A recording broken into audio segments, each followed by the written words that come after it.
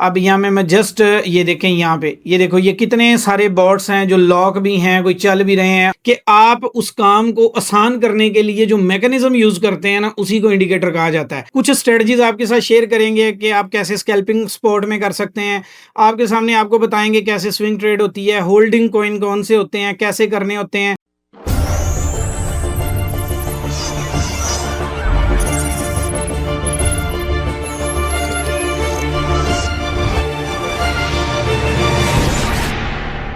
अस्सलाम वालेकुम, कैसे हैं आप? ठीक हैं? आप देख रहे हैं सजाद अहमद डिजिटल उस्ताद, और इस चैनल को सब्सक्राइब कर लें, बेल आइकन को क्लिक कर लें। आज है हमारा सेशन 4 स्पॉट ट्रेडिंग का लेक्चर 4।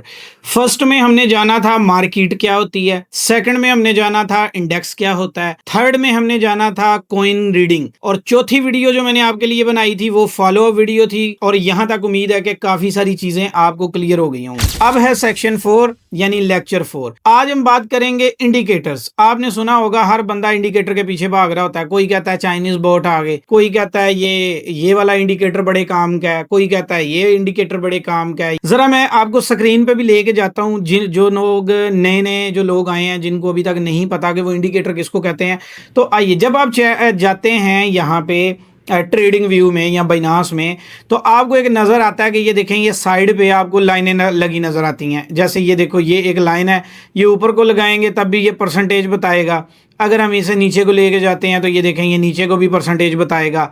इसी तरह यहाँ पे हम जब क्लिक करते हैं तो ये देखें, ये कितने सारे ही आ जाते हैं। कोई ट्राइएंगल आ जाता है, कोई ARC आ जाता है, एरो आ जाता है। फिर ये देखें, यहाँ पे भी ये देखें, ये trend line, horizontal line, victim line, cross line, short long की ट्रेड, मतलब ये सारा कुछ क्या है, इसे कहा जाता है इंडिकेटर्स। यहाँ पे एक सेक्शन भी बना होता है, ये देखें, यहाँ पे ये सेक्शन बना होता है। ये सारे ये देखेंगे टॉप इंडिकेटर्स जो है ना, ये वाले हैं, ठीक है। उसके ऊपर बने हुए बोर्ड्स की तादाद लिखी गई होती है।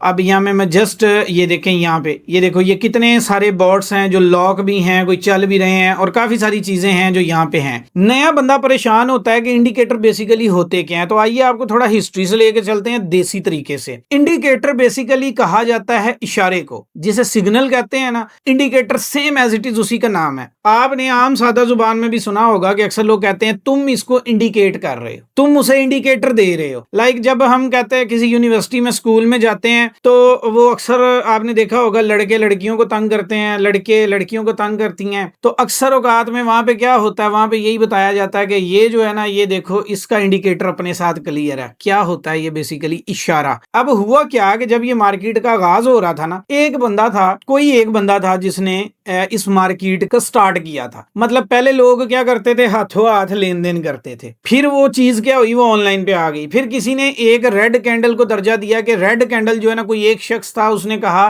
कि जो नीचे जाएगी उसे रेड कहा जाएगा, जो ऊपर जाएगी उसे ग्रीन कहा जाएगा। ये दो इंडिकेटर यानी कि दो कैंडल्स बन गई। कैंडल्स के बाद लोगों ने जब खरीदारी करते थे तो वो कैंडल बाय की बनती थी, फिर सेल की बनती थी। इस तरह एक एल्गोरिथम वजूद में आया। उसके बाद जब लोगों ने देखा कोई और बंदे जो 4 और मिले, तो फिर उन्होंने अपने अपने आइडियाज लगाए। तो पता लगा कि ये मार्केट यहां से ऊपर को चली जाती है, यहां से नीचे चली जाती है, तो इसमें 2 लाइनें लगानी चाहिए। तो वो 2 लाइनें लगाते रहे। उसका नाम उन्होंने रख दिया जी, ये सपोर्ट है, यानी यहां से ऊपर को जाता है, ये रिजेक्शन है, यहां से नीचे को आता है। तो सपोर्ट एंड रेजिस्टेंस वजूद में आ गया। अच्छा, आया ऐसे नहीं है, ये मैं आपको देसी तरीके से समझाने की गर्ज से बता रहा हूं कि आया ऐसे ही है। जैसे आप एक फॉर एग्जांपल, मैं इससे भी आसान कर देता हूं, घरों में लोगों ने बकरियां रखी होती हैं, मुर्गियां रखी होती हैं, भैंसें रखी होती हैं। अब लोग देखते हैं कि भैंस जो है ना, रोजाना 5 बजे आके तो वो दूध देगी, और 5 बजे से पहले वो दूध नहीं देगी। अगर 5 बजे दूध चाहिए तो हमें इस टाइम पे खाना खिलाना पड़ेगा।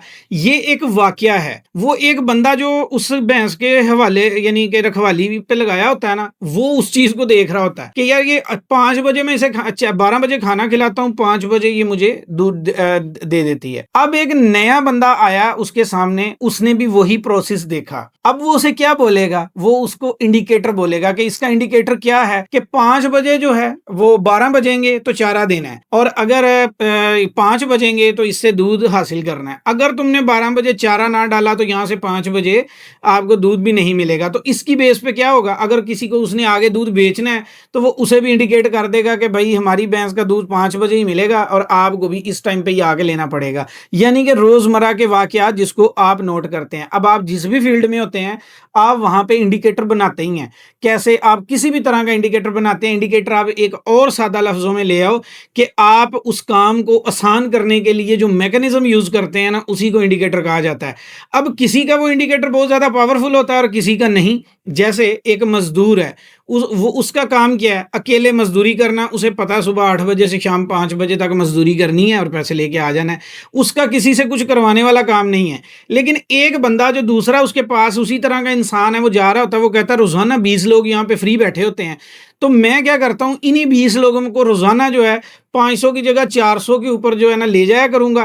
काम मैं खुद ढूंढ लेता हूं, जब काम करवाना होगा ना मैं इनसे ले जाया करूंगा। तो ये क्या हुआ, उसने अपने काम को आसान करने के लिए अपना एक इंडिकेटर बनाया कि वो हमेशा मजदूर रोड से पकड़ेगा और जाके काम करवा के उनको कम उजरत में काम करवा लेगा, उसका काम हो जाएगा, उससे वो तो अमीर हो जाएगा। ये एक इंडिकेटर है, इसको आप कह लें कि ये ठेकेदारों का इंडिकेटर है। एक बंदा है वो सब्जी मोहल्ले गलियों में बेचता है, एक दुकान पे बेचता है। एक बंदे ने सोचा कि मैं दुकान बंद कर दूं, मुझे खर्चा भी बचेगा। अब मैं क्या करता हूं, मैं साइकिल पे रख के या रेहड़ी पे रख के या जो गाड़ी पे रख के मोहल्ले में जाके बेच देता हूं। तो ये उसने अपना एक इंडिकेटर बना लिया कि उसको पता है कि मैं ये यहां से ये करूंगा, ये होगा तो ये करूंगा, ये होगा तो ये करूंगा। ये बिल्कुल सादा सी जुबान में आपको समझा रहा हूं कि इंडिकेटर कैसे आया है। अब जब लोगों ने, किसी ने इसका चार्ट बनाया, उसने बीच में कैंडल्स बनाई। अब 10 लोग ट्रेड करने आए तो 10 लोगों ने अपनी अपनी स्ट्रेटजीज बना ली, यानी प्लानिंग बना ली। एक ने सोचा कि जब ये $10 पे एक चीज आती है तो नीचे ही गिरती है, और जब ये $2 पे जाती है तो ऊपर ही जाती है, तो मैं ये 2 लाइनें लगा देता हूं। उस लाइन का नाम रख दिया गया सपोर्ट एंड रेसिस्टेंस, यानी हॉरिजॉन्टल लाइन रख दिया गया। अच्छा, सीधी लाइन लगानी है उसे हॉरिजॉन्टल लगा दिया गया। अच्छा, फिर किसी ने देखा कि मार्केट तो ना स्ट्रेट नीचे आ रही है ना ऊपर जा रही है, ये तो इधर से इधर उधर मूव हो रही है, यानी कि यूं ऊपर की साइड पे मूव हो रही है। तो किसी ने नाम दिया कि भाई ये ट्रेंड होगा, ये ट्रेंड के ऊपर चल रही होगी, क्योंकि बाय की बाय जा रही है, तो शायद कुछ लोग इसको सिर्फ बाय करने पे लगे हुए हैं। तो उसने एक ट्रेंड लाइन लगा दी, यानी उसी हॉरिजॉन्टल लाइन को पकड़ के टेढ़ा कर दिया, उसका नाम रख दिया हॉरिजॉन्टल लाइन। तो ये जो लाइन है ये भी बेसिकली एक इंडिकेटर ही है। अच्छा, एक बंदे ने देखा एक कीमत है जो 200 दिन तक तो एक जगह पे रही, फिर उसने 200 दिनों की कीमत से नीचे आके क्लोजिंग दे दी। तो उसने सोचा कि ये तो डेथ हो गई, तो उसने नाम रख दिया डेथ क्रॉस, कि ये 200 दिनों की एवरेज जो है ना वो 50 दिनों में क्लियर हो गई है, तो उसका नाम हो गया डेथ क्रॉस। इसी तरह एक और आ गया, उसने सोचा कि जब कीमत ऊपर जाती है तो कुछ नंबर होने चाहिए जो नंबर बताते रहे कि मार्केट कितनी ऊपर गई है। तो उसने देखा कि जब मुसलसल बाय गई तो उसने RSI बना लिया। अब RSI उसका अपना नाम भी हो सकता है, या उसने खुद से ही उसको यानी रेलिवेंट इंडेक्स बना लिया उसका। अब वो जैसे ही ऊपर को जा रहा है ना, तो कैंडल के अंदर एक जेली शक्ल उसने उसकी बना दी कि जब मार्केट ऊपर जाएगी वो नंबर ऊपर को जाएंगे, जब मार्केट नीचे को आएगी तो नंबर नीचे को जाएंगे, जितनी मार्केट ऊपर जाएगी नंबर उतने ऊपर जाएंगे। उसका नाम क्या हो गया, वो जी RSI बन गया। इसी तरह एक ने देखा कि यार ये हफ्ता मार्केट इधर थी, हफ्ता यहाँ थी, हफ्ता यहाँ थी। अब पिछले हफ्ते मार्केट ने ये कीमत रखी, अगले हफ्ते ये वाली रख ली, अगले हफ्ते ये रख ली। तो क्योंकि उसने पिछले हफ्ते से अगले हफ्ते को ब्रेक किया है, तो ये ब्रेक ऑफ स्ट्रक्चर हो गया। तो अब ये स्ट्रक्चर ब्रेक हो गया। स्ट्रक्चर ये था, सिंपल समझो कि एक घर था, साथ वाला घर भी उतना ही था और आगे भी उतना ही था। दरमियान वाले बंदे ने क्या किया, घर डबल स्टोरी बना लिया। तो ये स्ट्रक्चर ब्रेक हो गया कि साइड वाले तो उधर ही रहे और ये ऊपर इधर को चला गया। तो उसने अपना एक इंडिकेटर बना लिया। एक ने सोचा कि यार जब लोग आते हैं, जब इतने ज्यादा लोग मार्केट में आते हैं, तो मार्केट में इतने ज्यादा लोगों के आने का मतलब क्या है कि कोई इंडेक्स होना चाहिए जो इनको वॉच करे।